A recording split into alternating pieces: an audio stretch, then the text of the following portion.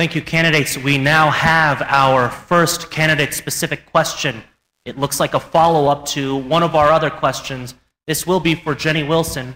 You paid for Washington, D.C. hotel rooms with your mayoral campaign funds. Is this a double standard?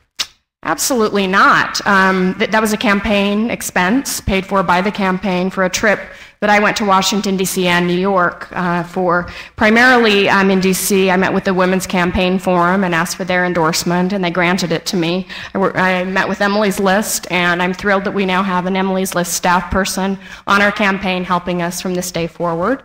I also met with labor unions. I've had a great history with labor unions, very much support their efforts, and met with many friends in the labor community that I knew when I worked in Washington, D.C. While I was in Washington, D.C., I had the chance to be reacquainted with many people who knew me in Washington when I worked there for Congressman Bill Orton and Congressman Lessa Coyne. I had a great opportunity to share ideas with many of them, get reacquainted. Was very pleased that my friend Bruce Bastian actually opened up his home and held a fundraiser for me. And I believe Salt Lake already is a world-class city. We have incredible opportunity, and we are very much linked to the outside world. I take with great pride that my colleagues from my graduate program and people I've worked with in Washington, D.C., friends in New York, and the LGBT community would open up their homes, do a fundraiser for me there, and it was a legitimate campaign expense and one that I absolutely do not apologize for. Each one of the other candidates will get to respond. We'll start with Keith Christensen. Well, the issue of how we spend campaign money it's personal. I don't choose to comment on what Jenny has done or not done. What I can tell you is what I do and what I believe in doing. The money that we've raised is, as we've discussed earlier this evening, somewhat substantial. It's somewhat unfortunate that in this kind of a race, we have to raise this kind of money. But because it comes from others, I view it to be trust funds. I do not choose to spend it other than on this race here locally in Salt Lake City. If I attend dinners, I pay for them. I'm personally investing in this race as those who have chosen to contribute to my campaign are investing. I did go to New York City. I spent my own money, met with Billy Taubman of the Taubman Company to discuss the quote-unquote Skybridge issue so that I could fully understand what was going on with the developer side of that issue. I didn't use campaign money. I believe it to be, as I said, trust money, and if I choose to go to the New Yorker or to somewhere else to entertain, I'll pay for that out of my own pocket.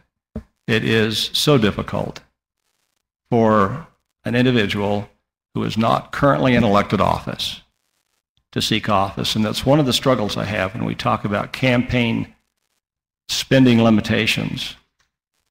If you're an incumbent in public office, you have access to the media and you have earned media all of the time.